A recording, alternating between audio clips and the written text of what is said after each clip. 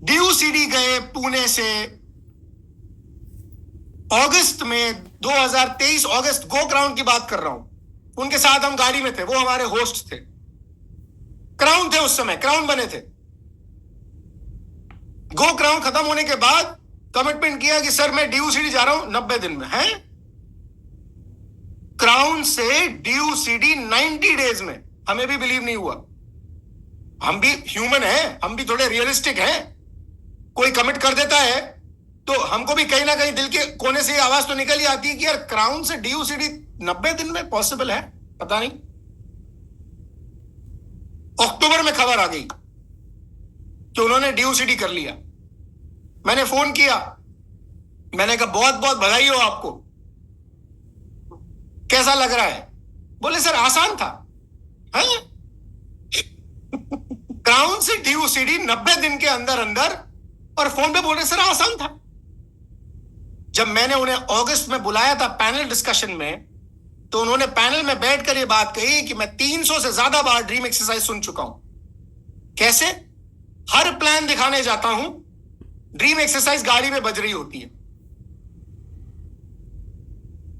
इसलिए 300 से ज्यादा प्लान तो मेरे हो चुके हैं। मैं 300 से ज्यादा बार ड्रीम एक्सरसाइज सुन चुका हूं। उन्होंने दिखाई लिस्ट, डायरी खोल के, कि ये लिस्ट बनाते हैं हम, कुछ किसानों की लिस्ट है, कुछ आईटी कंपनीज की लिस्ट है। एचआर डिपार्टमेंट को फोन करके बोलते हैं आईटी कंपनी के, हम एक हेल्थ प्लान करना चाहते हैं आपकी कंपनी में। इस तरह वेरिड काम किया उन्होंने। मैंने पूछा, मैंने कहा क्या कारण था कि आप डीयूसीडी बन गए? तो बोले सर मेरे पास एक बहुत पेनफुल कारण है। मैंने कहा क्या? बोले मेरे कोविड के पहले मेरे रेस्टोरेंट्स थे पुणे में। ध्यान दीजिएगा, मैंने 15 मिनट पहले आपको रेस्टोरेंट में काम कर रहे वेटर की कहानी सुनाई, प्रशांत देसाई जी। अब मैं आपको रेस्टोरेंट्स के मालिक की कहानी सुना रहा हूं। हमारे यहां सभी प्रकार के लोग पाए जाते हैं। आपको जो कहानी सुननी है, सक्सेस स्टोरी सुननी है, हम आपको सुना सकते हैं। वो बोले मेरे रेस्टोरेंट्स थे सर, और कोविड में वो बंद हो गए सारे। आप देखेंगे उनकी लाइफस्टाइल वीडियो में जब दिल्ली में वो आएंगे। वो रेस्टोरेंट्स बंद हो गए सारे कोविड में। मेरे इन-लॉज मुझे इज्जत की नजरों से नहीं देखते थे।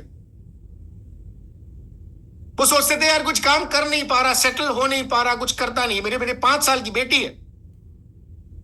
मेरे इन-लॉज फैमिली से कई लोग मुझसे बात नहीं करते थे। मुझे जब ये बिजनेस पहली बार आया ना, तो मेरे फादर ने जबरदस्ती बोला अहमदाबाद फैमिली रियूनियन में चलना है। मैंने बोला मैं नहीं जाऊंगा, मैं जिद्दी था। बोले चलो एक बार। कई बार जब बोला तो मैंने उनकी बात मान ली। मैंने कहा सुनो मेरी बात, ड्राइवर बन के जाऊंगा और ऑडिटोरियम के बाहर मेरी बिटिया को खिलाऊंगा, अंदर नहीं जाऊंगा। इस शर्त पे लेके जाना हो तो जाओ। तो उनके हाथ जोड़ के परिवार वालों ने बोला भैया तू चल ले, इसी शर्त पे चल ले। टिकट ले लिया, क्योंकि खाना तो खाना ही था, खाना तो बाहर मिलता नहीं है गांधीनगर त्रिमंदिर में। टिकट ले लिया, बिटिया को बाहर खिलाते रहे, ड्राइवर बन के गए थे। पर जब थोड़ा हल्ला गुल्ला करते हैं ना अपन तो सब वो पागलों की जमात होती है फैमिली रियूनियन में। तो जब गाना हुआ, नाच हुआ, डीयूसीडी सेलिब्रेशन हुआ, तो थोड़ा सा पर्दा हिला के झांक कर देखा, अंदर आ गए। जब डीयूसीडी का सेलिब्रेशन देखा तो आंखें फटी की फटी रह गई। बोले एक डीयूसीडी का सेलिब्रेशन ऐसा होता है, इतना सम्मान मिलता है, मुझे डीयूसीडी जाना। वो दिन कसम खा ली उन्होंने। जिस दिन उन्होंने डीयूसीडी पिन ब्रेक किया, अपने फादर इन लॉ को फोटोग्राफ भेजा, बताया father in law supreme court के बड़े वकील हैं, बड़े वकील हैं फादर इन लॉ। एक हफ्ते बाद सारी रिसर्च करके जवाब आया, बोले अब तुम सही काम में लगे हो, अब सही काम कर रहे हो। जब उनका इस बार हैदराबाद में डीयूसीडी सेलिब्रेशन हुआ, तो मैंने उनको उनके फोटोग्राफ्स भेजे, शेयर किए। उन्होंने अपने व्हाट्सएप पे, फैमिली ग्रुप पे डाले, फेसबुक पे डाले। एक दिन पहले उनको एंजाइटी हो रही थी कि हमारा सेलिब्रेशन होने जा रहा है, हमारा खोया हुआ सम्मान हमें वापस मिलने जा रहा है, हमारे नियर एंड डियर वंस रिश्तेदार क्या सोचेंगे।